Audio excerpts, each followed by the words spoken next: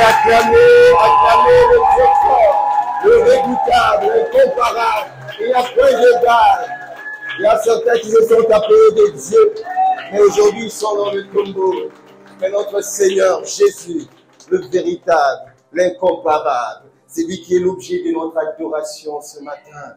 Lorsque nous sommes levés de notre vie, nous avons dit, Seigneur, nous aimerions que tu sois l'objet de notre addiction. Au-delà de cela, l'objet de notre contemplation. Car n'est-il pas dit, nous tous qui le visage découvert, contemplons comme dans un miroir ta gloire. Nous sommes transformés en la même image de gloire en gloire. Tu es l'objet de notre attention. L'attention de mon frère et de ma sœur n'a pas été de rester à la maison et de zapper ces chaînes de télé en se disant que le jour du sabbat, je vais me reposer.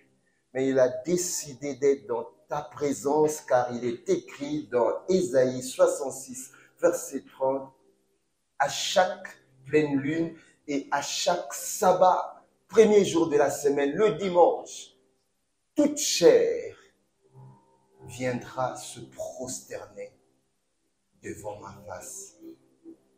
Prosterner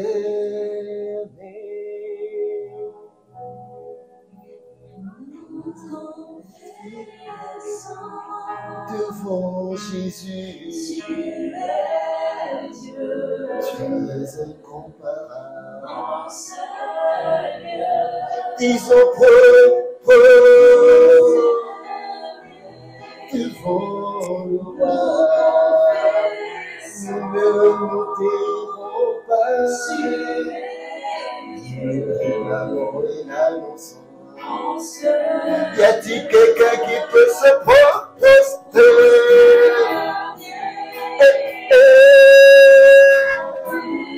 Laisse-moi t'amender, Père. Je n'ai pas connu d'autre Dieu. En ce lieu, c'est toi qui es le patron. Entends les cris de ton église.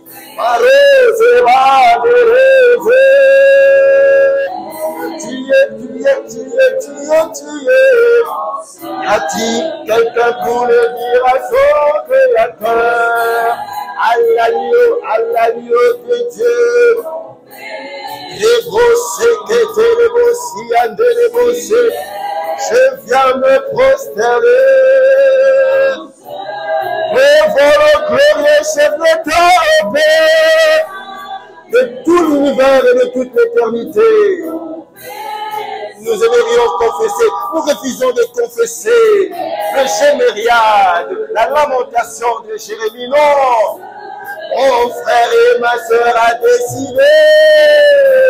C'est une décision de célébrer, d'honorer, de magnifier le roi de rois, Jésus le Christ, tout au long de notre pèlerinage, tout au long de notre voyage sur terre. Je refuse de remettre en cause ta bonté ni questionner ta fidélité. Moi encore dire où es-tu, où es-tu? Ah, tu es là, tu es mon Dieu, tu es mon maître, tu es ma provision, tu es ma bannière, là où je m'appuie, la thèse au banc de reposer. Nous confessons que tu es.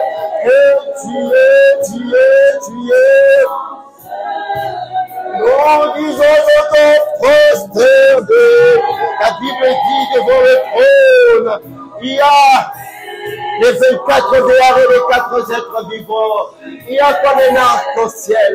Oh, où des anges et des archanges, des chérubins, ne cessent de te célébrer, ne cessent de t'ovationner, car il est dit, et lorsqu'il a introduit le premier mot dans le monde, il dit que tous les anges de Dieu l'adorent. Il dit les anges, il fait des anges devant, et de son serviteur, et de son fils.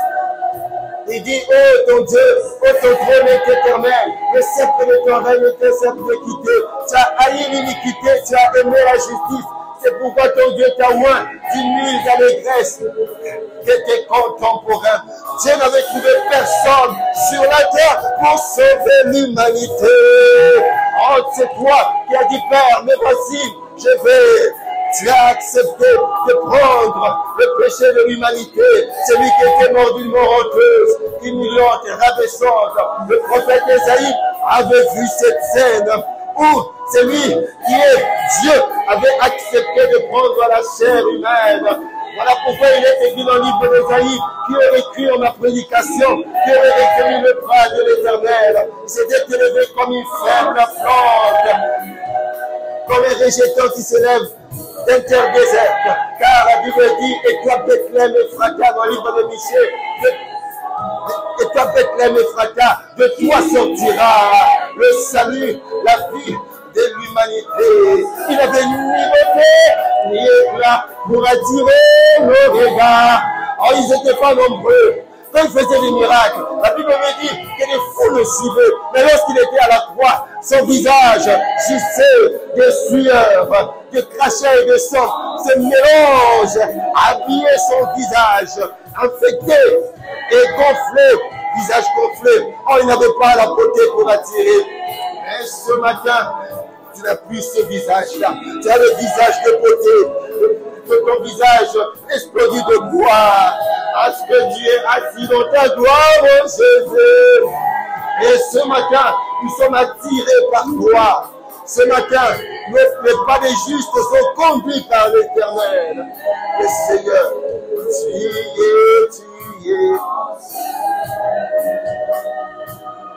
tu es notre roi.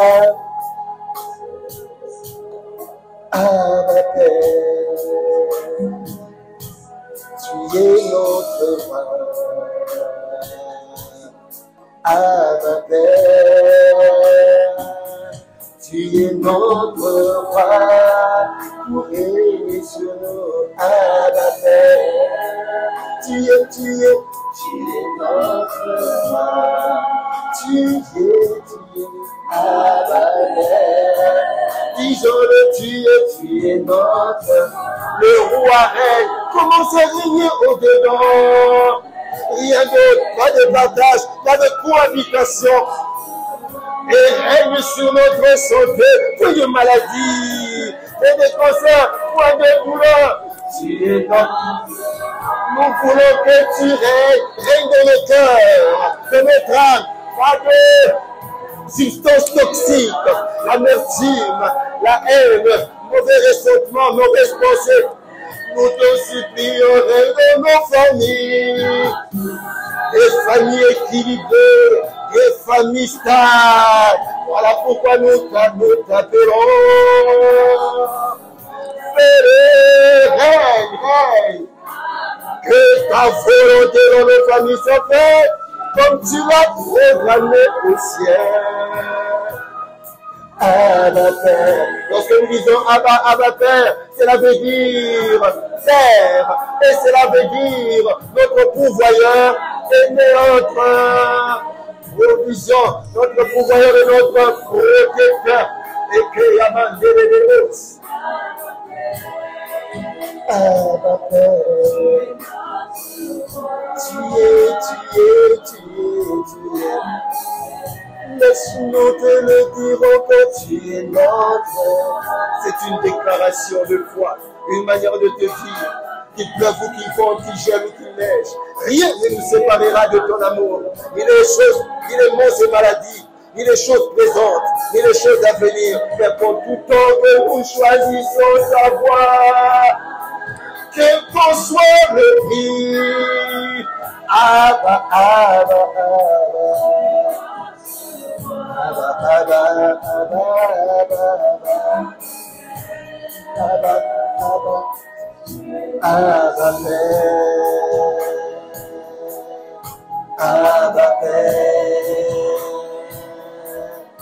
Abba Père, nous te disons Abba Père, Abba Père, entends les cris des enfants qui appellent. Nous appelons Abba Père. C'est un appel des enfants qui disent. C'est un appel de SOS. Un enfant, celui qui crie Abba Père. En réalité, il est en train de dire, pourvoyeur, pourvoyeur. Tu as déjà pourvu à la vie, tu as pourvu à la santé, tu as pourvu au désir d'être dans ta présence ce matin. Le pourvoyeur de notre foi, le pourvoyeur de notre vie, le pourvoyeur de nos finances, le pourvoyeur de la parole de ce matin. Mais tu es également notre protecteur. La Bible dit, nous tous si le visage découvert, contemplant comme dans le miroir. Et dans Colossiens 3:3, il est écrit, nous sommes cachés avec Christ en Dieu, la haute protection que la Mossad, tout service de sécurité ne peuvent nous le donner. Caché en qui je suis fortifié, sécurisé, protégé, gardé. Abba, Abba, Père. Nous disons Abba, Abba, Père. Nous disons Abba, Père. Nous disons Abba, Père.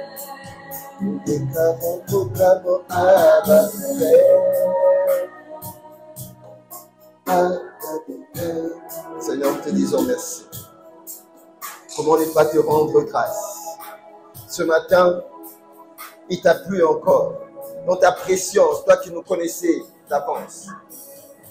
Toi qui avais vu déjà cette scène de ce culte, parce qu'il est écrit les pas des justes. Nous sommes des justes. Nous avons été conduits par toi, par le GPS, guidés par le Saint-Esprit. Dans ta maison, nous te disons merci, Abba Père. Esprit de Jésus, Saint-Esprit de Dieu, nous sommes là.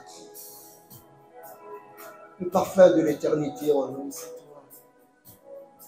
L'avant-goût du paradis, c'est toi, Esprit de Jésus. Tu es la clé passe-partout de la nouvelle création. C'est lui qui t'a. Il a une clé passe-partout. C'est toi que nous avons besoin ce matin. L'enseignant par excellence. Nous te rendons grâce de nous avoir encore donné la vie, renouveler le souffle de vie.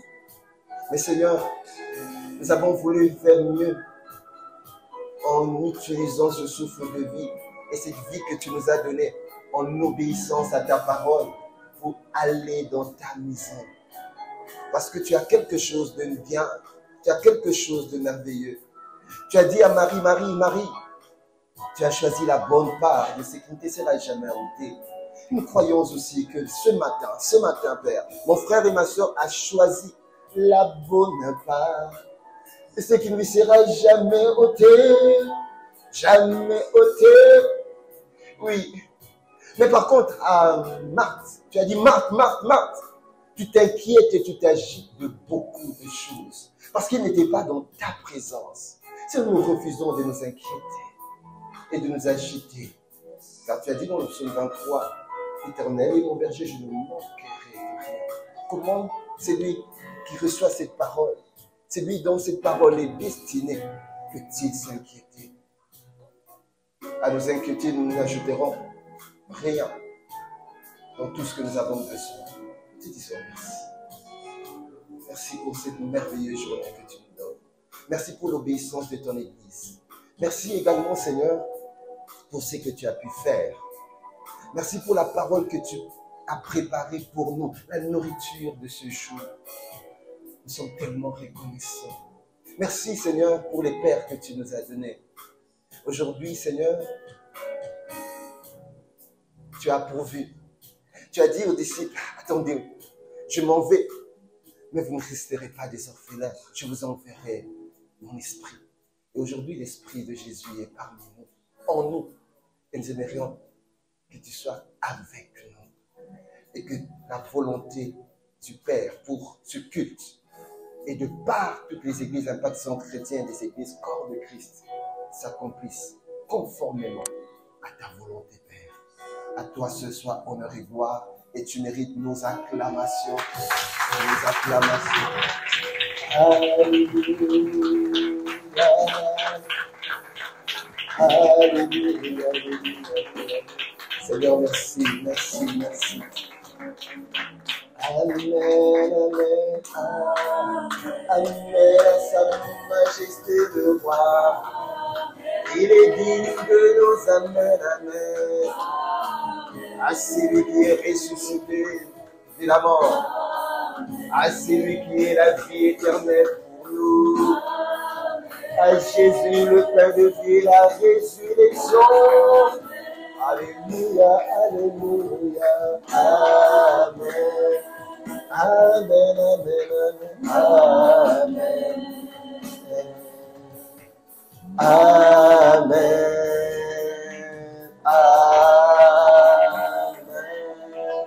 Alors bien aimés, est-ce que nous pouvons acclamer le Seigneur? Alléluia, gloire à Dieu, alléluia. Je suis tellement dans la joie d'être dans sa présence. Quelqu'un peut me dire amen. Je bénis le Seigneur pour vous qui revenez des vacances et pour ceux qui étaient partis et qui sont revenus et ceux qui vont partir. Peut-être parmi nous, il y a ceux qui n'ont pas encore pris des vacances.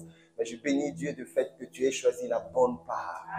Amen. C'est Jésus qui a dit à Marthe, ce n'était pas un apôtre, ce n'était pas un disciple, mais c'est Jésus qui a dit à Marthe, parce qu'il était dans la présence de Dieu, qu'il a choisi la bonne part. Et cette parole, bien aimée, te concerne également, parce que tu as fait le choix d'être dans sa présence, tu as choisi la bonne part. Et ce qui ne te sera jamais ôté. Est-ce que tu peux encore acclamer le Seigneur? Alléluia. Bien-aimé, aide-moi également à bénir Dieu, à rendre grâce et d'excellentes actions de grâce à Dieu pour les pères que le Seigneur nous a donnés. Alléluia. Oh bien, nous sommes dans la joie, bien-aimés, dans la joie de les avoir comme des pères et des bornes. Alléluia. Nul ne peut. Alors j'aimerais vous dire. Vous savez, dans l'histoire de la Bible, pour les lecteurs de la Bible, lorsque vous lisez le livre d'Esther, il y avait une dame qui était orpheline de père et de mère, qu'on l'appelait Hadassa. Et Dieu ne l'avait pas abandonnée. Dieu l'avait donné un père, un mentor, quelqu'un qui devait le coacher, qui s'appelle Mardoché. Et son nom avait changé d'Hadassa à Esther. Parce qu'il était à côté d'une bonne personne, à la bonne saison, et au bon endroit. Cette jeune femme, il a suivi les directives de son mentor, de son parent, Mardoché. Elle est devenue reine. Mais Dieu nous a donné des pères. Dieu nous a donné en tout cas un passé entre chrétiens des pères, des repères, des bornes. Ceux qui sont des modèles pour nous. Ceux qui sont des personnes qui nous amènent vers une destinée glorieuse, vers une destinée merveilleuse, vers une destinée bien-aimée qui fera de toi et de moi, bien-aimés, qui fait déjà de nous des champions, des conquérants, des gagneurs d'âme et des tueurs des géants. Est-ce que tu peux bénir Dieu et acclamer encore le Seigneur pour tous les pères que le Seigneur nous a donnés, l'apôtre Ivan, l'apôtre Yves, Maman Maud et Maman Adi et tous nos pasteurs, conseil pastoral et tous les pères en faction chrétienne, bien-aimés, bénissons Dieu et prions pour eux, afin que Dieu leur accorde la grâce qui continue d'être le modèle, afin que, au travers de Christ soit manifesté et qu'on retrouve le véritable modèle de Christ au travers de ces personnes, car nous vivons désormais dans un monde sans repère. Amen. Alléluia. Bien aimé, maintenant tu vas acclamer pour toi, parce que tu es la bonne personne, au bon moment, la bonne saison. Amen. Parce que je crois en toi. La Bible dit dans Psaume 87, verset 13, des choses glorieuses ont été dites de vous. Alléluia. Je crois que les grandes choses sortiront de toi parce que c'est la parole de Dieu. Amen. Alors si quelqu'un doute de cette parole, exhibe-le, présente-le pour lui dire, c'est mon Dieu, mon Créateur et mon Père qui a dit qu'il y a des choses glorieuses, pas des choses minables, pas des choses compliquées, pas des choses médiocres, mais des choses glorieuses. Ce n'est que question de temps. Amen. Amen.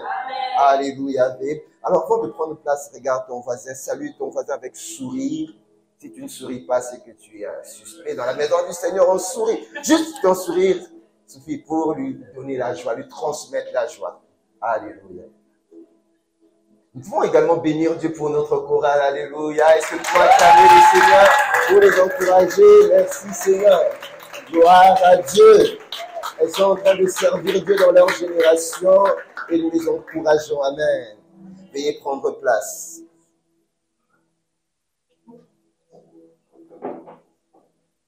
Bien aimé, je disais tantôt, alors que je prenais le micro, lorsque je faisais le service des offrandes et des dîmes, je disais qu'il est écrit dans le livre de Isaïe 66, verset 23. C'est le Seigneur qui le dit. Qu'à chaque pleine lune et à chaque sabbat, c'est-à-dire tous les dimanches. C'est le dimanche est le premier jour de la semaine.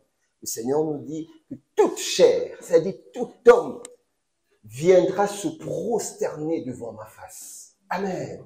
Alors, j'ai pas entendu ton amen. Je veux aujourd'hui l'interaction. Amen. Viendra se prosterner devant ma face. Bien aimé, ce n'est pas une option.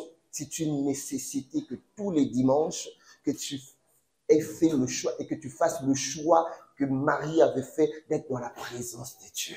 Amen. La bonne part. Amen. Alors, dis à ton voisin, le dimanche prochain, je choisirai également la bonne part. Alléluia. Bien-aimés, ce dimanche, le Seigneur nous accorde encore la grâce d'être dans sa présence et je vais prier. Seigneur,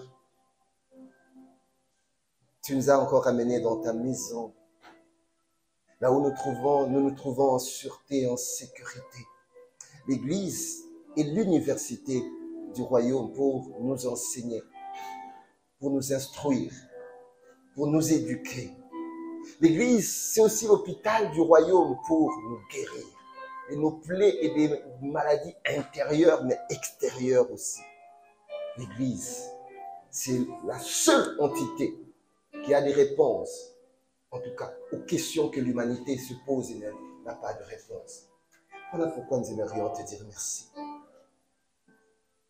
J'aimerais te recommander ce moment, que tu puisses communiquer ta pensée, Esprit de Jésus. J'ai diminué et je m'efface afin que toi seul puisses parler. Communique-nous ce que tu as prévu. Quand Moïse était monté au mont Sinaï, la pierre qu'il avait reçue contenant les 10 commandements, il avait résolu, selon tes directives, de ramener cette pierre dans la vallée où se trouvait la foule, ton peuple. La parole que tu as mise dans mon cœur ce matin, accorde-moi la grâce de la libérer avec fidélité à ton peuple, parce que c'est la nourriture d'aujourd'hui que tu as prévue pour nous. Alors, daigne que cette parole soit lancée comme un javelot, transperçons nos cœurs, séparons jointure et moelle, esprit et âme, et guérissons nos cœurs, transformons nos vies, apportons la vie là où il y a la mort, la guérison là où il y a des maladies, physiques comme psychiques.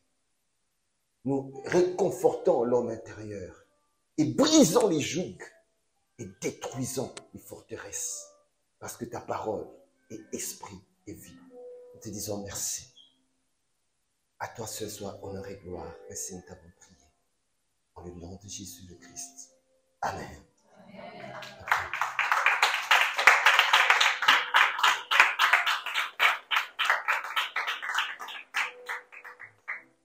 Alléluia. Alléluia. Alléluia. Alléluia. Gloire à Dieu. Bien-aimés, ce dimanche, le Seigneur m'a mis à cœur de vous partager un message. Sachant que nous sommes dans une dynamique, depuis que nous avons commencé l'année, et nous le répétons souvent et nous le répéterons, cette année, Dieu nous fait entrer dans une nouvelle saison. Le Seigneur est en train de nous faire entrer dans une nouvelle saison. Et cette saison a été définie du 31 au 1er janvier par son serviteur. Il nous avait dit que nous sommes entrés dans la saison de la moisson abondante. Quelqu'un peut me dire moisson abondante? Moisson abondante.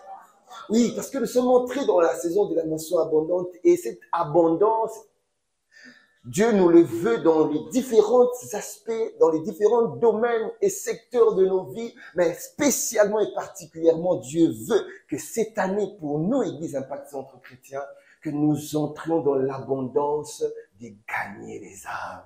Amen.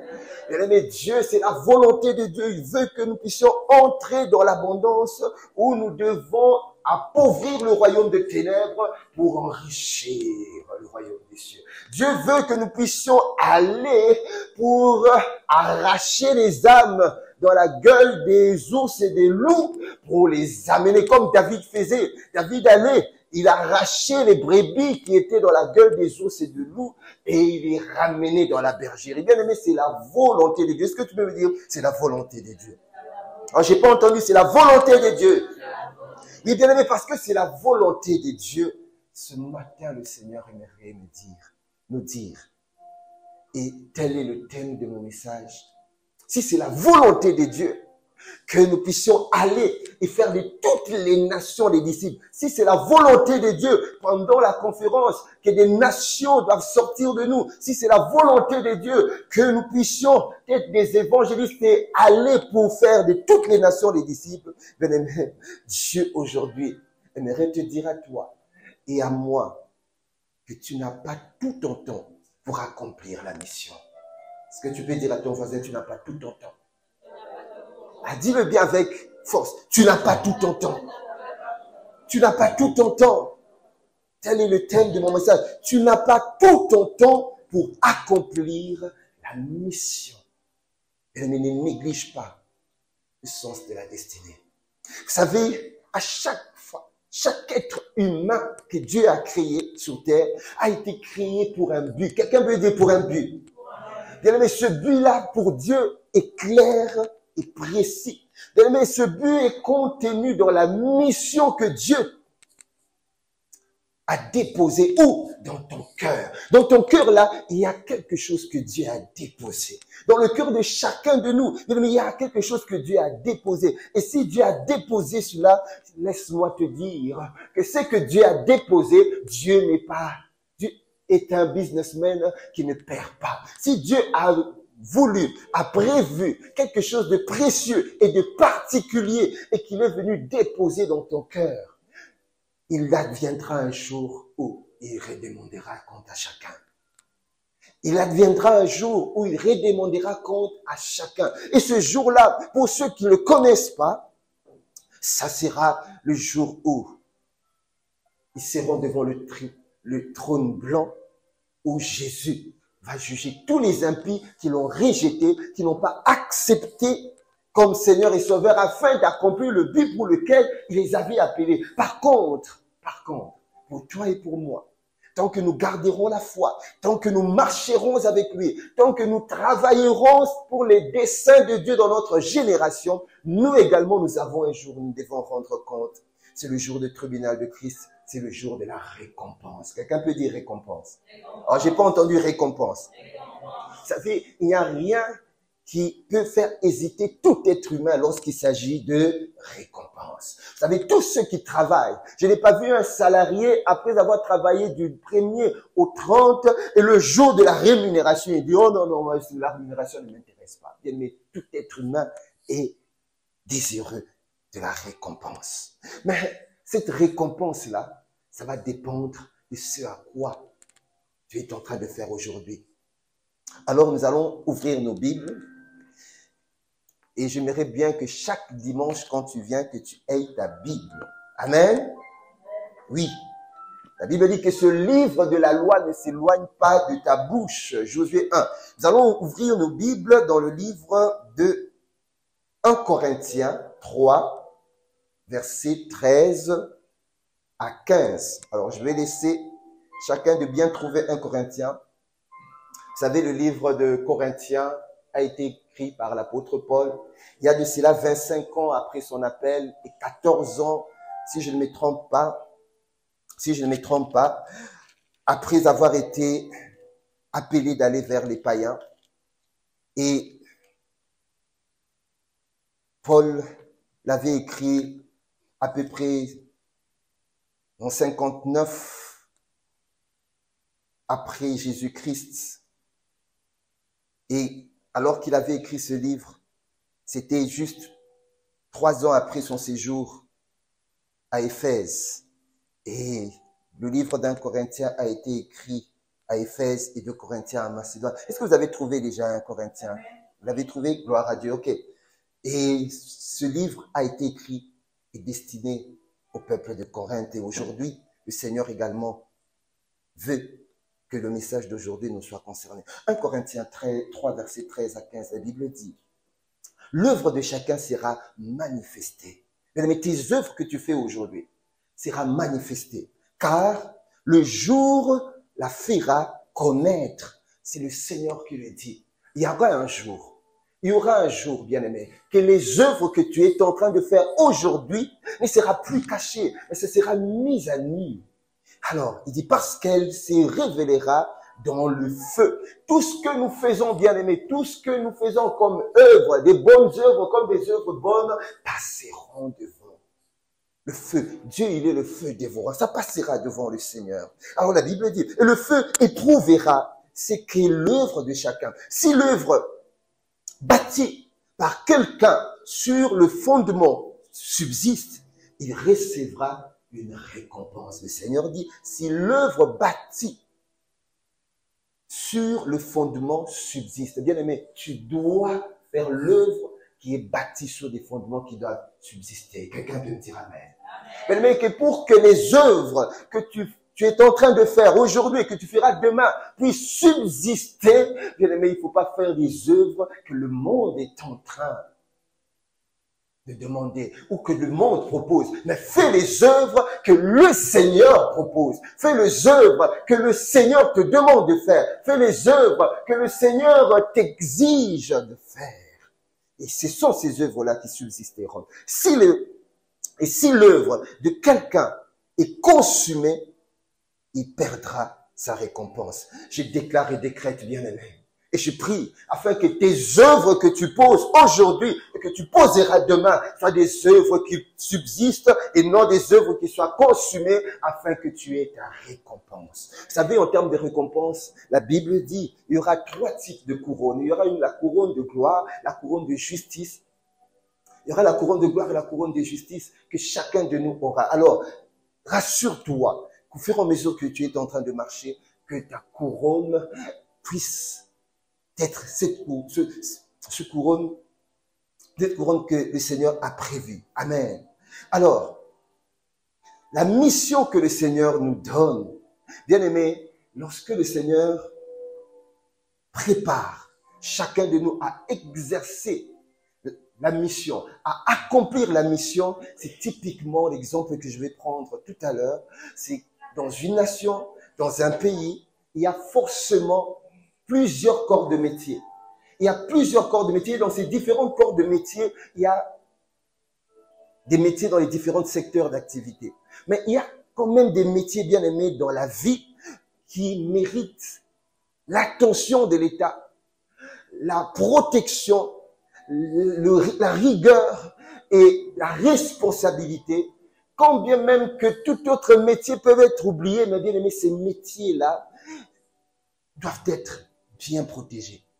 C'est le corps médical, c'est le corps des sapeurs-pompiers. Est-ce que quelqu'un peut ajouter autre corps de métier qui est indispensable dans une nation? Ah, quelqu'un dit l'armée, oui. Puis les professeurs parce qu'ils éduquent, oui. Alors ici, moi, je vais retenir juste 2 corps de métier. Le corps de métier des médecins ou tous ceux qui exercent dans ce secteur d'activité, ou bien les sapeurs-pompiers. Alors, bien aimé, que direz-vous maintenant? Que penserez-vous, que direz-vous si celui qui a été médecin, il a fini ses études, vous savez, les impôts que nous payons financent les universités, le fonctionnement des universités. Alors que l'université fonctionne et l'étudiant qui est en train d'étudier, c'est à cause de tes impôts à toi également. Parce que ces professeurs qui donnent cours sont payés au travers des impôts que chacun de nous donne. Mais alors imagine-toi que cet étudiant qui a fini son université, reconnu médecin, une fois qu'il est fini, mais il n'exerce pas la mission qui lui avait été demandée de faire. Au lieu d'être dans son cabinet médical pour consulter, traiter, soigner les personnes, apaiser les personnes, le médecin est en train de se promener. Le médecin est en train de voyager. Le médecin est en train de se divertir. Le médecin est hors pair de son activité. Mais imaginez-vous également si ce sapeur-pompier qui a été entraîné, qui a été préparé pour faire face au feu. Mais ce sapeur-pompier, lorsqu'il y a le feu dans un immeuble, le sapeur-pompier n'est pas là. Mais c'est une tragédie. C'est une tragédie. Tu peux dire que c'est une tragédie. Alors, bien aimé, si tel est le cas, laisse-moi te dire, il en est de même pour toi et pour moi. Vous savez, je regardais les informations, je crois il y a 3-4 jours, en Grèce, à cause de la canicule, il y a eu du feu qui avait carrément pris une grande partie de la ville, la capitale Athènes, en Grèce. Et vous voyez que ce n'étaient pas des juristes qui étaient là, ce n'étaient pas des économistes qui étaient là pour éteindre les feux. Mais je peux être chez moi, je suis juriste, je suis économiste, je suis un homme d'affaires, mais avec mon seau d'eau, je ne pourrais pas, ou bien avec, je ne sais quoi, je ne pourrais pas éteindre le feu. Bien, mais il faut qu'il y ait des spécialistes en matière d'éteindre le feu. Ce sont les sapeurs-pompiers. Mais ils étaient là pour éteindre le feu. Ils étaient là pour éteindre le feu. Alors, bien aimés, imaginez-vous que si ces deux types de corps de métier n'exercent pas comme il faut leur métier, la population sera dans le désarroi. La population sera dans le désarroi. Alors, il en est de même pour l'Église. Vous savez, le ciel ressent une grande tristesse. Le royaume de Dieu, le ciel ressent une grande tristesse en constatant que les lumières que Dieu a établies dans le monde n'exercent pas, ne jouent pas leur rôle, n'accomplissent pas leur mission, le but pour lequel le Seigneur les avait appelés. Vous savez, lorsque cela est le cas, il y a deux choses. La première, le ciel est attristé. Et la deuxième, les habitants sont dans le désarroi. Bien-aimés, à cause de toi et de moi, ne donnons pas la tristesse au ciel et n'apportons pas le désarroi dans le monde. Pourquoi? Je venais de le dire. Vous savez que l'Église, nous sommes les gendarmes de l'humanité. L'Église est la seule entité qui peut apporter des réponses que le Parlement ne peut apporter, que le gouvernement ne peut apporter. Oui, bien aimé, le gouvernement a ses attributions. Le Sénat a ses attributions. Mais lorsqu'il s'agit des choses spirituelles, lorsqu'il s'agit des personnes qui sont oppressées, lorsqu'il s'agit de ramener des âmes pour l'éternité, bien aimé, va demander au Parlement, il te dira que nous n'avons pas de réponses. Nous avons des réponses pour la loi. Nous avons des réponses pour régir les lois du pays. Mais la réponse pour ramener une âme qui est dans le royaume de ténèbres, le ramener dans le royaume des cieux, mais c'est l'attribution de l'Église où le Saint-Esprit est le chef. Amen. Alors, n'attristons pas le ciel. Je vous en supplie.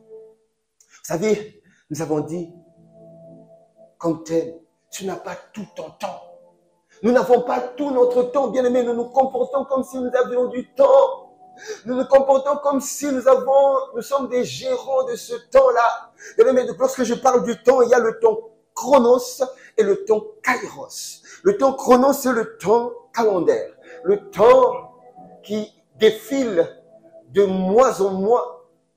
Le temps qui s'écoule par les heures, les minutes, les secondes. Bien aimés, ce temps-là, Dieu aimerait que nous puissions le capitaliser. Paul, regardez comment Paul, vivant sur la terre comme toi et moi, à son époque, il disait, je cours vers le but. La Bible ne dit pas, Paul disait, je marche vers le but. Ou bien je marche avec cadence vers le but. Non, non, non. La Bible dit, il court parce qu'il savait qu'il n'avait pas tout ça, le temps. Il devait rationaliser le temps. Il n'avait pas tout le temps pour lui. Il avait le temps pour le Seigneur, pour accomplir le but. Pourquoi? Bien aimé, parce que nous sommes des esclaves et prisonniers de Christ. Quelqu'un peut me dire amen. Mais il en est de même pour toi et pour moi. Mais regardez, vous savez, lorsque je ne prends pas conscience que j'ai le temps qui doit être capitalisé. J'ai le temps qui doit être bien géré. J'ai le temps qui doit être bien formaté conformément au dessein de Dieu. Mais je suis prêt à prendre n'importe quelle décision. Et la Bible dit, je prends deux exemples de deux personnes qui n'avaient pas pris tout le temps pour l'accomplissement de la mission. Démas, dans 2 Timothée 4, verset 10. Je ne vais pas lire ce verset et je vais passer rapidement. Cet homme qui avait commencé avec Dieu dans l'accomplissement de la mission que Dieu lui avait donnée à côté de l'apôtre Paul, mais il y a eu un jour, cet homme est sorti des lignes. La Bible dit, Démas m'a abandonné. Ça, c'était l'apôtre Paul qui le disait, pour l'amour de ce siècle.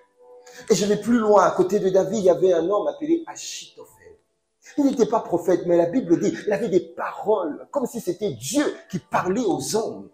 Dans 2 Rois 15, verset 21.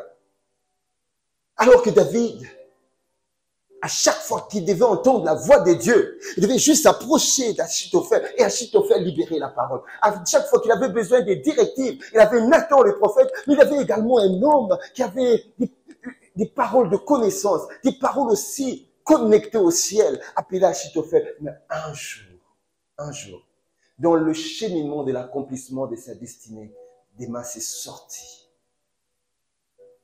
La Bible dit dans 2 Rois 15, verset 21, « Et on vint dire à David qu'Achitophel est avec Absalom. » Mauvaise association.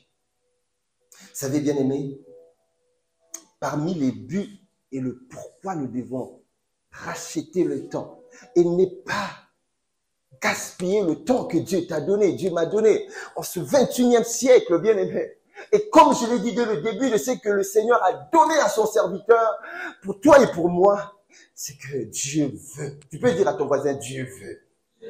Dieu veut. C'est que Dieu veut, c'est que nous puissions exercer la mission de la grande commission, qui est celui de gagner les âmes. Mais c'est la volonté de Dieu. Alors, cette grande commission, c'est celui d'aller et faire de toutes les nations les disciples. Pour les lecteurs de la Bible, nous ne cesserons de répéter. Et pendant cette période, à ici 7 ans, nous sommes vraiment dans la dynamique en train de parcourir ce champ d'enseignement, d'instruction, d'exhortation sur le fait d'aller.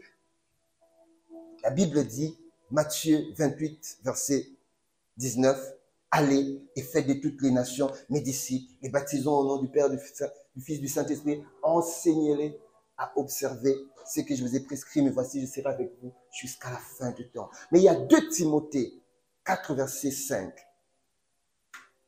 Je vais juste prendre la partie qui m'intéresse. La Bible dit, fais l'œuvre d'un évangéliste et remplis bien ton ministère. Tu dis à ton voisin, fais l'œuvre d'un évangéliste. Dis-le avec conviction, fais l'œuvre d'un évangéliste. Alors j'entends ton voisin dire, mais oui, mais voisin, voisine, mais c'est quoi faire l'œuvre d'un évangéliste? Un évangéliste, c'est celui qui évangélise.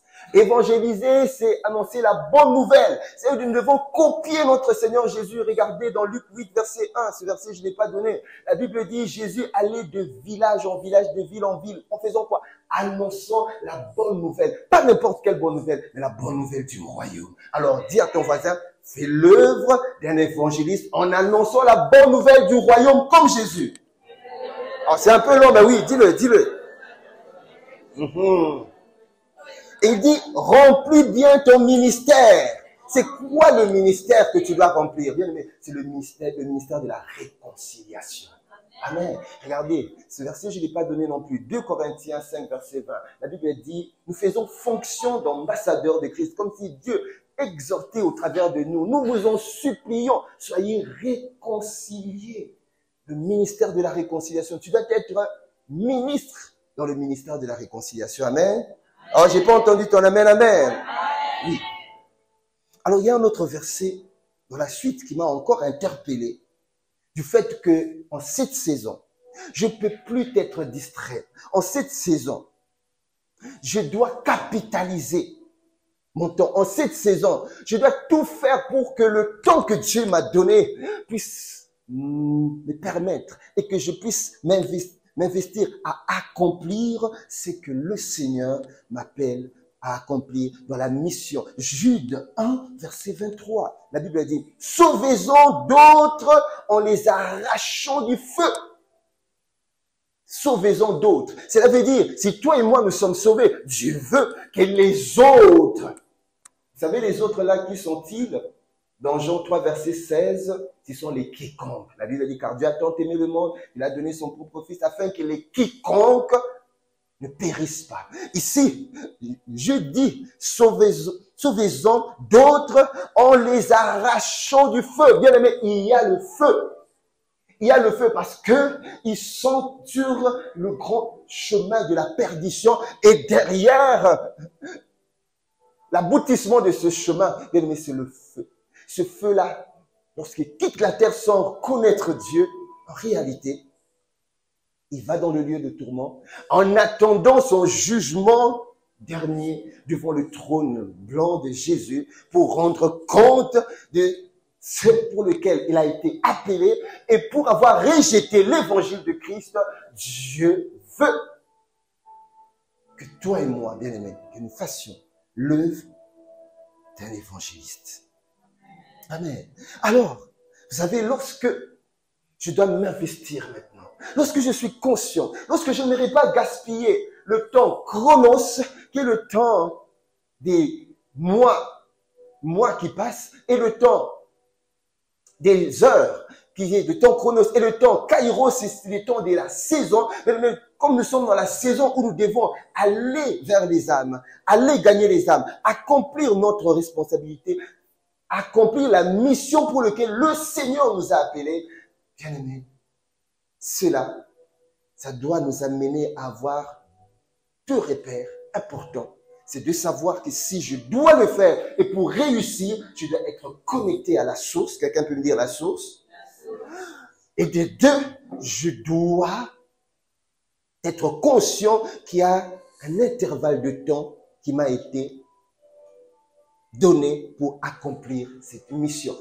Je dois d'abord être attaché à la source parce que la plante, pour qu'elle puisse grandir et manifester sa gloire, donner des fruits, elle doit être attachée à sa source qui est la terre. Le poisson, pour montrer la gloire de Dieu en surfant dans l'eau, il doit être attaché à sa source qui est de l'eau. Bien-aimés, toi et moi, pour que nous puissions accomplir la mission pour laquelle le Seigneur nous a appelés, et particulièrement pour cette mission, c'est lui de pouvoir arracher, comme Jude le dit, les âmes du feu, c'est-à-dire du royaume des ténèbres, les faire quitter le royaume des ténèbres pour qu'ils apparaissent dans le royaume des cieux, qu'ils acceptent Jésus comme leur Seigneur et Sauveur. Bien-aimés, c'est la demande que nous puissions être connectés à celui qui nous a appelés. Il a dit, mon Père m'a envoyé, moi aussi je vous envoie. Dieu ne nous envoie pas d'aller nous promener sur la tour Eiffel. Jésus ne nous envoie pas d'aller nous promener. Ce n'est pas mauvais. Jésus ne nous envoie pas aller nous divertir. Non. Nous avons une part à faire. Mais Jésus nous envoie à aller gagner les âmes parce que ces âmes-là ont besoin du salut.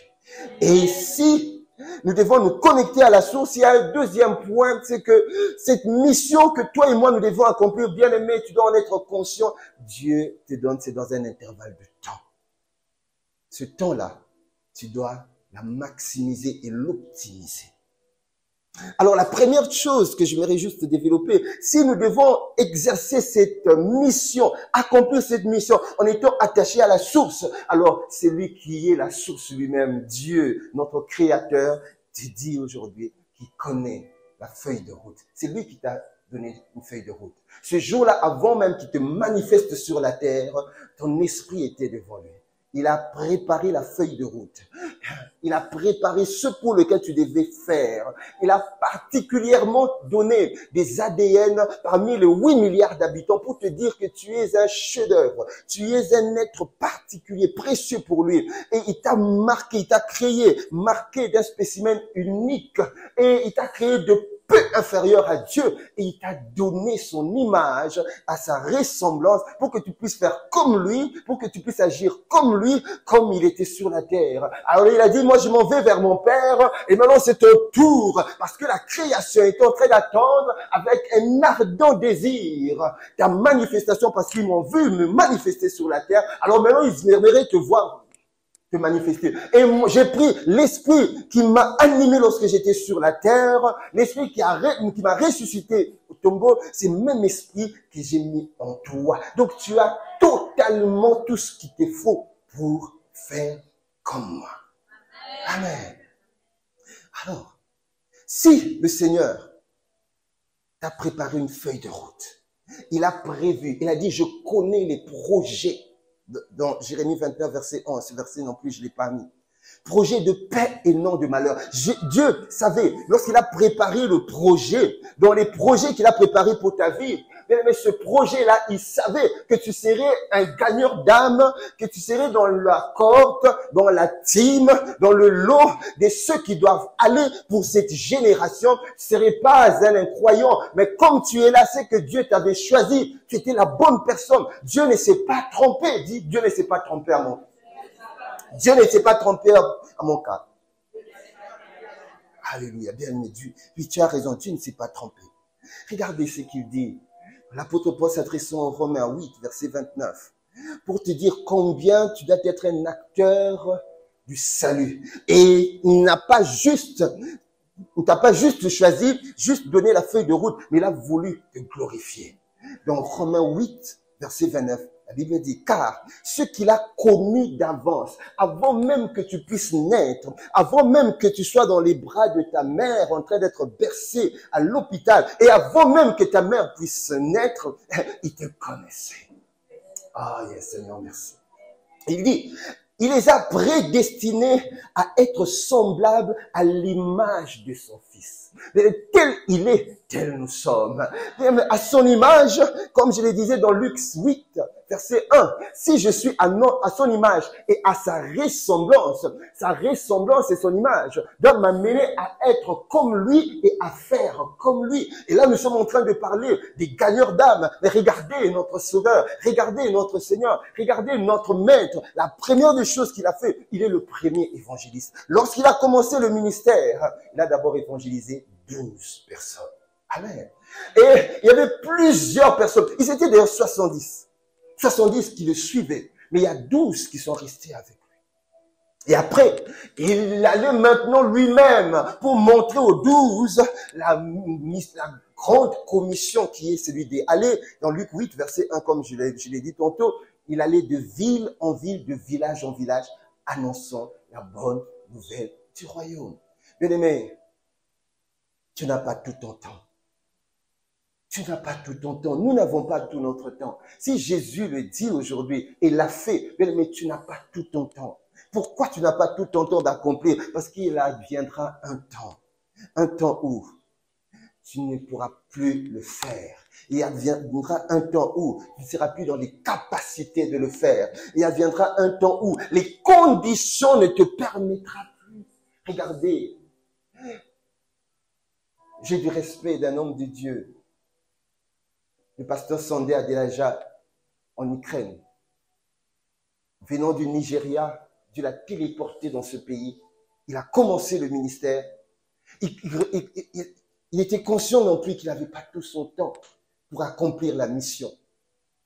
Et il a commencé. Et c'est une grande église. Et la guerre a commencé en Ukraine. Et aujourd'hui, il n'est plus là. On ne sait pas, je ne sais pas quelles sont les conditions de l'église aujourd'hui en pleine guerre. Mais c'est pourquoi, bien aimé, la Bible dit, rachetez le temps car les jours sont mauvais. Il y a forcément quelqu'un qui devait être sauvé avant la guerre. Mais après la guerre, ce serait trop tard. Avant la guerre, il fallait. Amen. Bien aimé, il y a quelqu'un dans ta famille qui doit être touché. Il y a quelqu'un dans ton quartier qui doit être touché. Il y a quelqu'un là où tu travailles qui doit être touché. Il y a quelqu'un dans la ville qui doit être touché. Alors rachète le temps. Tu n'as pas tout le temps pour toi. Seigneur, accorde-nous la grâce. Et parce que nous n'avons pas tout le temps, de l'autre côté, peut-être nous ne faisons pas attention, il y a l'horloge du royaume des cieux qui est en train de faire tic, tac, tic. Est-ce que tu peux faire avec moi tic, tac, tic, tac? Alors, je vois qu'il y a quelqu'un qui ne le fait pas. C'est l'horloge du ciel. Tic. En réalité, le temps que Dieu avait prévu dans cet intervalle est en train de tourner.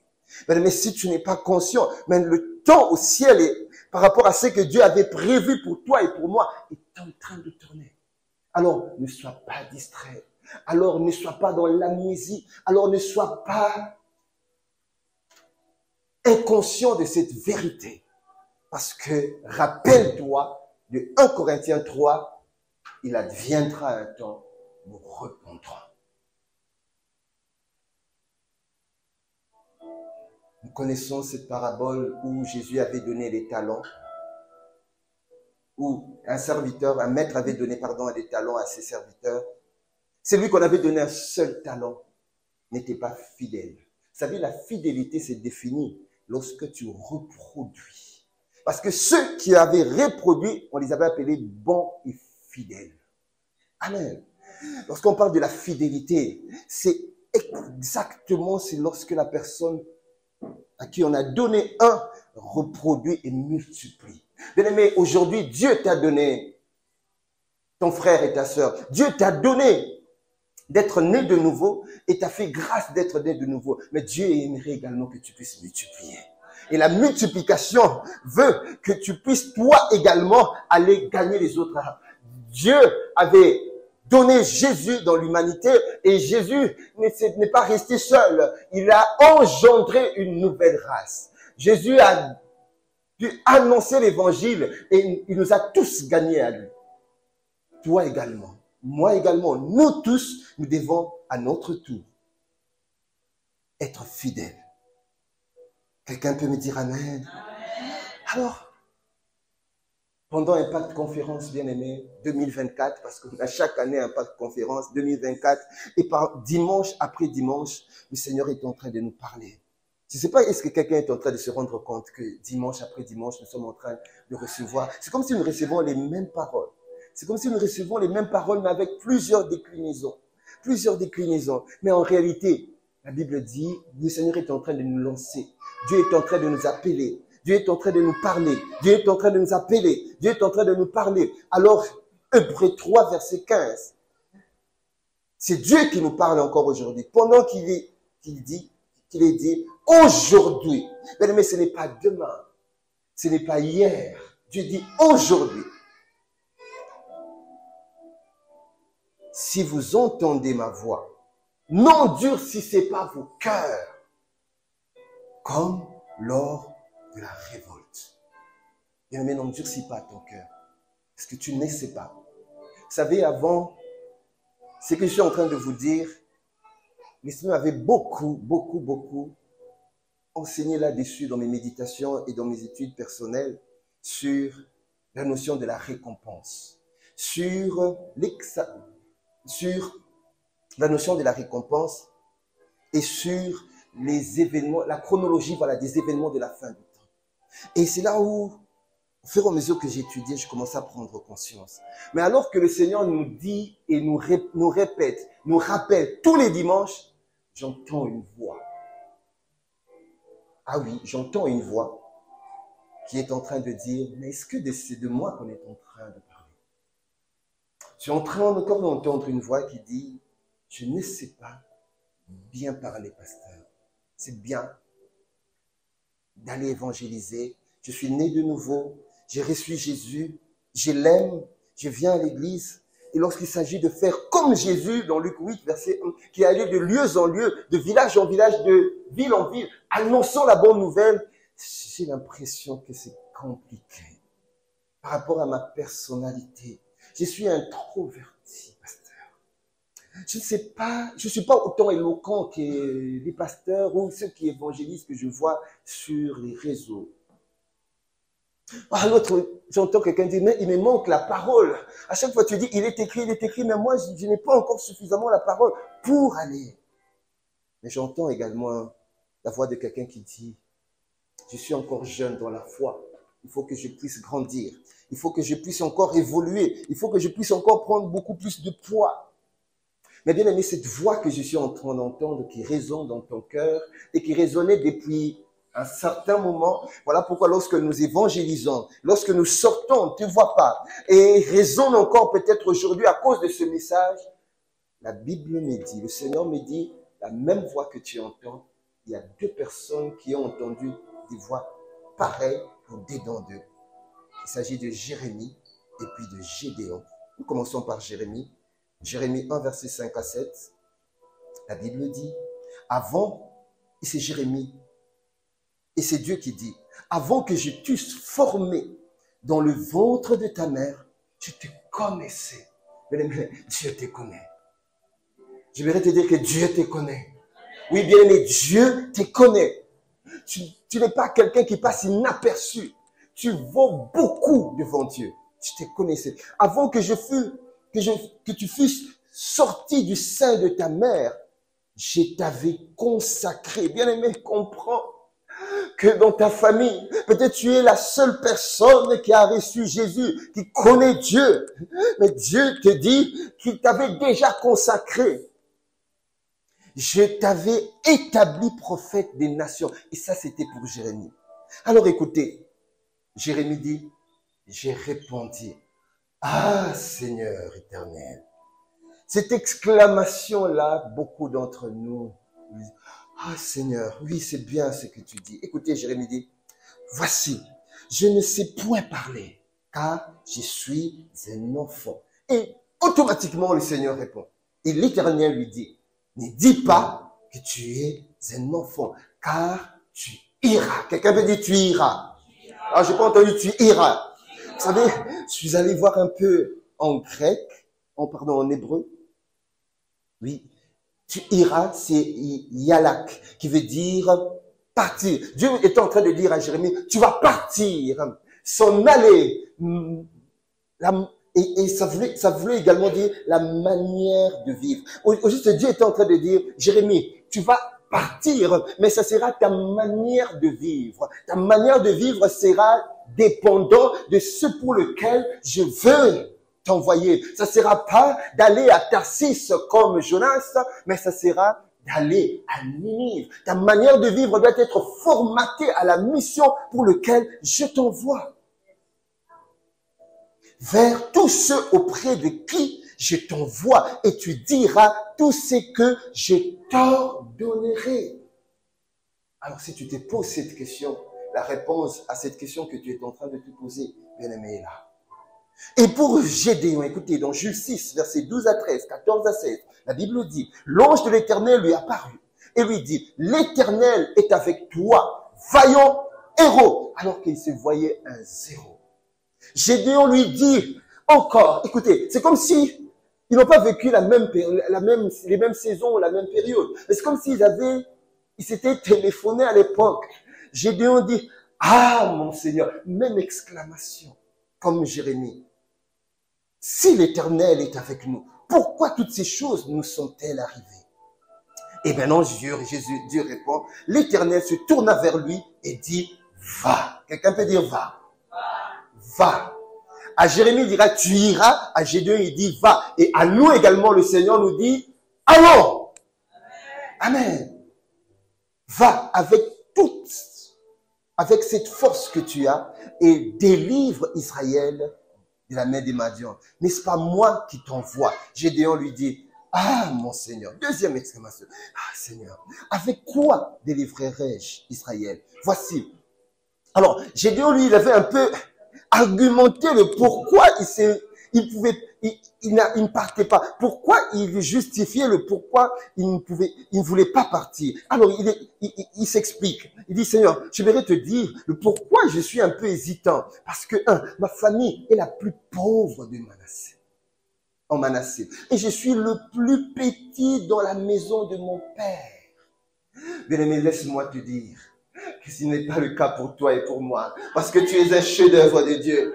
Tu fais partie de la race de ceux qui ne connaîtront plus jamais la mort. Tu es un Dieu sur terre. Mais Dieu t'a créé de peu inférieur à lui.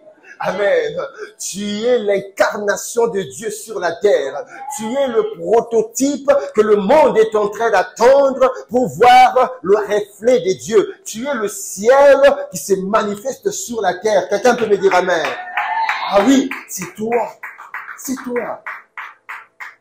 Et il dit, l'Éternel lui dit, mais je serai avec toi et tu battras Madian comme un seul homme. Amen. Bien-aimé, Dieu nous dit également d'aller. Dieu a dit à Jérémie, tu iras. Dieu nous a dit à Gédéon, va. Dieu est en train de dire, va. Va dans ta famille. Va au travail. N'aie pas peur d'annoncer la bonne nouvelle. Vous savez, je crois que c'était le samedi dernier, on était en train d'évangéliser et il y a une pensée, les sœurs qui étaient avec moi dans mon groupe, je crois qu'une des sœurs, j'étais en train de l'exhorter, voilà, j'étais en train de l'exhorter à l'évangélisation, dans le modèle, dans le style, parce que je lui ai dit, lorsque tu évangélises, tu dois juste témoigner. Tu dois juste témoigner de ce que Dieu a fait dans ta vie. Vous savez, quand j'étais en Afrique, j'avais des problèmes au niveau de mon cœur. Mon cœur battait vite comme si j'avais couru, j'avais fait une course. Et puis, vous savez, lorsque vous courez, vous êtes en train de suivre un train ou un bus. Et puis, à un certain moment, vous ratez le bus de car qui est en train de battre, surtout quand vous ne faites pas le sport. Et mon cœur battait comme ça, rapidement, sans avoir rien fait, mais mon cœur était en train de battre. Et je m'inquiétais. Je me disais, Seigneur, mais qu'est-ce qui se passe? Et lorsque j'ai commencé à m'imprégner de la parole. Je suis venu en Europe, j'ai commencé à m'imprégner de la parole. J'ai commencé à comprendre que mon corps est le temple du Saint-Esprit. Et la vie de Dieu patrouille tous les organes de ma vie, patrouille même mon cœur. Il remet l'ordre divin. Comme ce désordre-là, c'était réellement comme le désordre qu'il y avait dans le temple lorsque il y avait les Sadducéens et les chefs du temple qui avaient donné accès aux vendeurs de pigeons, aux changeurs de monnaie. Jésus était venu remettre l'ordre divin. Il a chassé les vendeurs de pigeons et les changeurs de monnaie. Bien aimé, il en est de même. Jésus avait remis l'ordre divin au niveau de mon cœur. Bien aimé, je déclare et décrète que Jésus remet l'ordre maintenant. Je déclare et décrète que Jésus remet l'ordre dans ta vie. Il remet l'ordre dans ton cœur. Il remet l'ordre dans ta maison. Il remet l'ordre dans tes projets. Dans le nom de Jésus, le Christ. Alléluia. Mais s'il a fait pour moi, il le fera pour toi. Il ne ment pas. Nous avons un Dieu qui ne ment pas. Il a dit, je ne suis pas un fils de l'homme pour mentir. Je ne suis pas un homme pour mentir, ni le fils de l'homme pour me repentir. Ce que j'ai dit s'accomplira. Bien-aimé. Il connaît la fin de toutes choses avant son commencement. Quand Adam est tombé, Dieu voyait déjà la réponse à la chute d'Adam. Bien-aimé, Dieu connaît ta vie. Il connaît l'heure à laquelle tu vas quitter la terre. Vous savez, nous avons dit, pour le deuxième point, que l'intervalle. Dieu a déjà prédéfini l'intervalle, les limites de ce à quoi tu dois vivre sur la terre et ce dont tu dois faire. Mais il n'y aura pas peut-être encore... Oui, c'est vrai, si nous lisons dans la Bible, Dieu avait ajouté encore 15 ans à Ézéchias, qui était malade. Il a prié, Dieu lui a encore donné 15 ans. Est-ce que Dieu te donnera encore plus d'années par rapport à ce qu'il t'a demandé de faire sur la terre, surtout si tu n'es pas en train de le faire?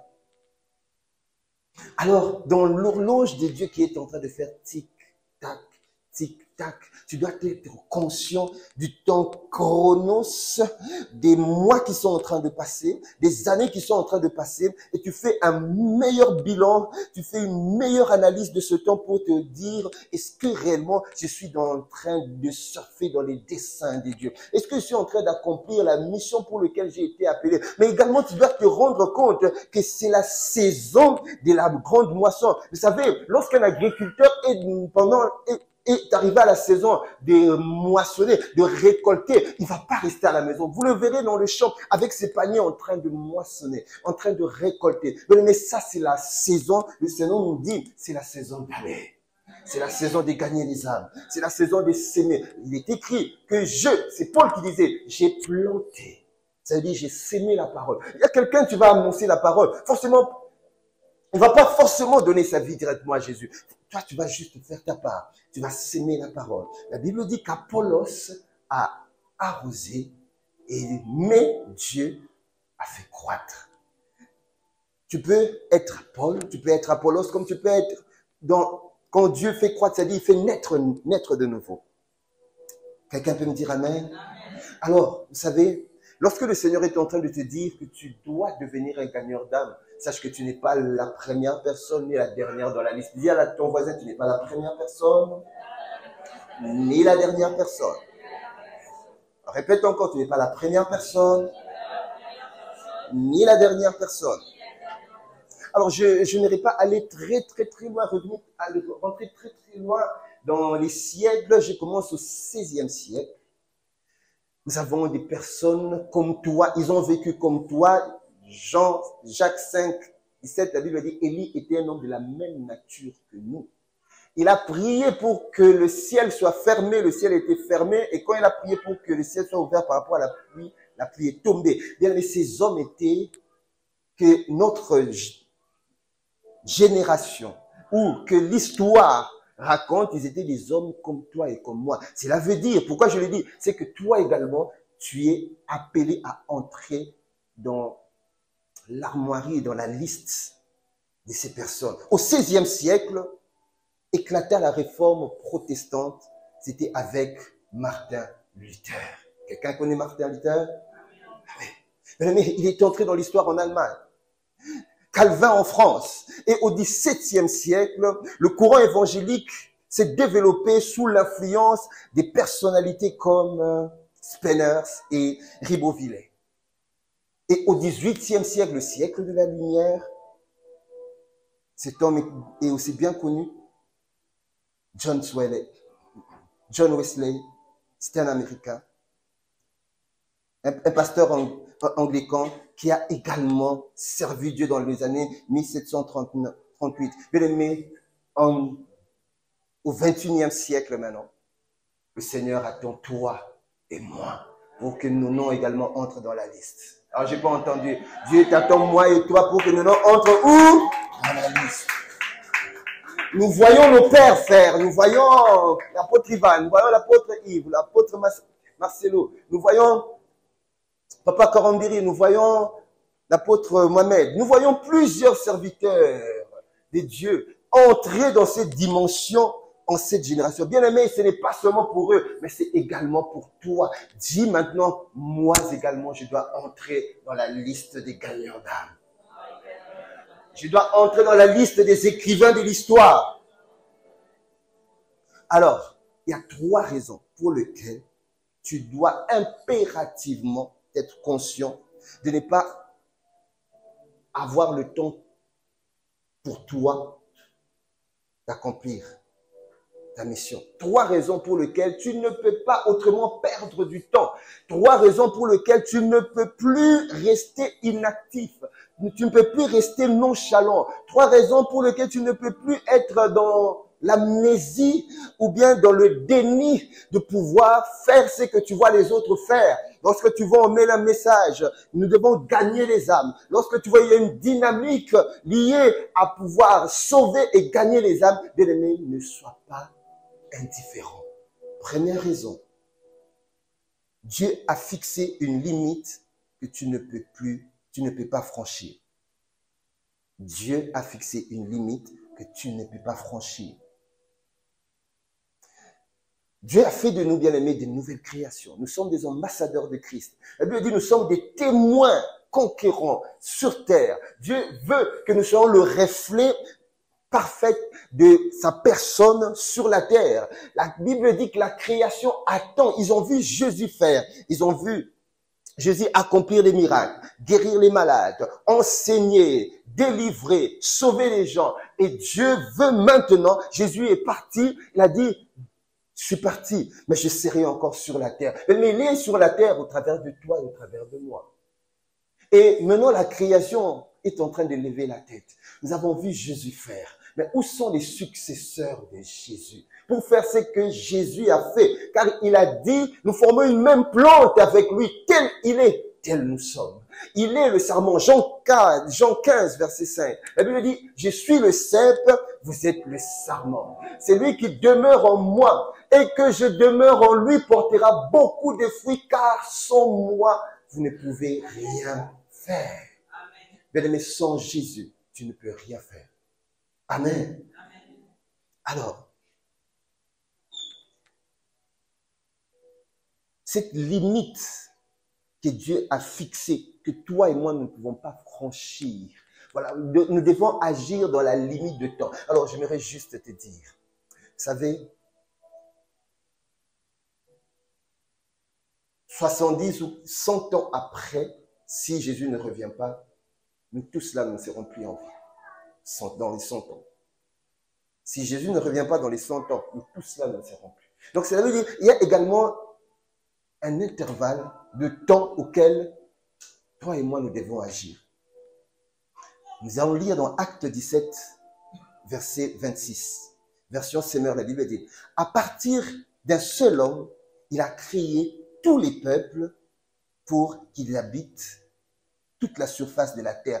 Il a fixé une période déterminée et a établi les limites de leur domaine. Oui, la partie 26b, je vais le lire en version parole vivante. Il a dit, en fixant à chaque peuple la durée de son existence et l'étendue de son domaine. Français courant dit, il a fixé pour eux le moment de saison et les limites des régions qu'ils devraient habiter. Et ça, c'est l'apôtre Paul qui l'a dit, mais dans Psaume, le psalmiste, dans Psaume 139, verset 16, écoutez ce que dit le psalmiste, il dit, quand je n'étais qu'une masse informe, tes yeux me voyaient. Et sur ton livre étaient tout inscrit les jours qui m'étaient destinés avant qu'aucun d'eux n'existât. Les bien-aimés, tout est déjà ficelé. Le jour où tu es né, personne ne savait. L'heure, la médecine donnait une estimation, mais l'heure exacte, on pouvait connaître l'endroit, mais l'heure exacte, on ne connaissait pas. Tes parents pouvaient connaître que tu naîtras dans tel hôpital, mais l'heure exacte et le jour approximatif, c'est Dieu seul qui le sait. Et même le jour de ton départ, Dieu le sait. Personne ne peut dire, moi je mourrai à telle période. Même ceux qui ont des cancers auxquels la médecine est en train de donner déjà une estimation, mais les jours exacts, personne ne sait. Et nous disons dans Job 14, verset 5, il est décrit, si ces jours sont fixés, si tu as compté ces mois, voilà, il dit jour fixé, comptez ces mois, si tu en as marqué le terme qu'il ne saurait franchir. Dieu a marqué le terme. Dieu a marqué le jour. Dieu a tout calé. Alors, vous savez, quelqu'un a dit, si tu ne connais pas le but d'une chose, le but devient inévitable. Mais le but pour lequel le Seigneur t'appelle aujourd'hui pour accomplir ses desseins, à pouvoir aller travailler pour le royaume, gagner les âmes bien-aimées, n'abusons pas. Amen. N'abusons pas. Et cette limite que Dieu a fixée, ce timing, cet intervalle de temps que chacun de nous, que Dieu a fixé, vous savez que beaucoup de gens quittent la terre bien avant. Beaucoup de gens meurent d'ailleurs bien avant. Pourquoi? Tout simplement, parce que certains sont frappés par le diable. Certains sont victimes de la machine de la perdition de l'enfer. Regardez, c'est malin là, quand quelqu'un n'est pas né de nouveau, il est écrit dans Apocalypse 12, 12. C'est pourquoi réjouissez-vous cieux et vous qui habitez les cieux. Malheur à la terre et à la mer, car le diable est descendu vers vous animé d'une grande colère. Pas animé de la gentillesse, animé d'une grande colère, sachant qu'il a peu de temps. Même le diable sait qu'il a peu de temps. Alors, comment est-ce que le diable sait qu'il a peu de temps? Nous croyons que nous avons tout notre temps pour accomplir notre mission. Et ce diable-là, Satan, il est dit de lui maintenant ce qu'il fait parce qu'il a peu de temps, venu avec une grande colère et son job, c'est dans Jean 10, 10, je crois que tout le monde connaît ce verset, le voleur ne vient que pour égorger, détruire et dérober. Deuxième point pour lequel nous disons Dieu a fixé les limites de la vie de chacun, mais certains meurent précocement, c'est que ce sont des mauvais choix que nous avons. Mais si tu fais des mauvais choix, sache que tu peux quitter la terre bien avant. Alors que Dieu t'avait prévu que tu puisses quitter la terre en année X, mais toi tu quittes l'année à X-5, 5 ans avant. Nous voyons les mauvais choix de Absalom qui a quitté la terre, c'était pas la volonté de Dieu qu'il puisse quitter la terre bien avant. Parce qu'il avait fait les mauvais choix de vouloir prendre le pouvoir de son père et humilier son père en sortant publiquement avec les femmes de son père. Nous voyons également l'exemple de Corée, d'Abiram et de Dathan. Mais ils ont quitté la terre tout parce qu'ils se sont révoltés contre Moïse. Et l'histoire qui m'a un peu intéressé, c'est l'histoire de Roboam dans 2 Chroniques 10, versets 6 à 8 et 13 à 14. Rapidement, je vais résumer. Vous savez, Roboam était le fils de Salomon. Salomon, il a régné dans le royaume d'Israël. Et lorsqu'il a régné dans le royaume d'Israël, il avait en même temps, dans le standard de sa vie, il avait imposé des impôts au peuple d'Israël. Et c'était comme un joug pour le peuple d'Israël. Et lorsque Salomon est mort, et bonnement, c'est lui qui devait prendre le pouvoir, Roboam est arrivé au pouvoir. Alors il est allé demander aux conseillers, aux vieillards, la Bible dit aux vieillards, aux conseillers de son père. Il dit, bon, qu'est-ce que vous me dites par rapport à ce que mon père avait laissé et du fait que le peuple est en train de se plaindre? Les anciens, les vieillards lui ont dit, écoute le peuple et agis dans le sens du peuple. Mais la Bible dit les mauvais choix. Il est allé demander à ses amis de sa jeunesse. Eux, les amis de sa jeunesse ont dit, oh non, non, non, non, mais écoute, ton père avait mis l'impôt qui était un joug et toi, tu dois renforcer ce joug-là. Mais il a suivi l'exemple, suivi les conseils de ses amis. Et le royaume. Alors, pour les lecteurs de la Bible, vous verrez qu'il y a le prophète Aïlia, oui, qui déchira son manteau en 12 morceaux et il prendra les 10 morceaux et il donnera à Jéroboam. Jéroboam, c'est celui qui avait fait un coup d'état, enfin une rébellion pendant la période où Salomon était au pouvoir et tellement que Salomon était fort, il avait fui, il était parti en exil en Égypte et quand il a appris que Roboam est arrivé au pouvoir, il est revenu. Et c'est à celui qu'on avait donné les 10 morceaux qui étaient devenus, parce que le royaume était divisé en deux. Il y avait le royaume d'Israël et le royaume de Juda. Roboam est resté roi de Juda et puis Jéroboam, roi d'Israël. Du coup, le royaume s'est déchiré parce que il n'avait pas écouté, il avait fait les mauvais choix. Et troisièmement, pourquoi certaines personnes quittent la terre précocement? C'est parce que ils vont dans la négligence.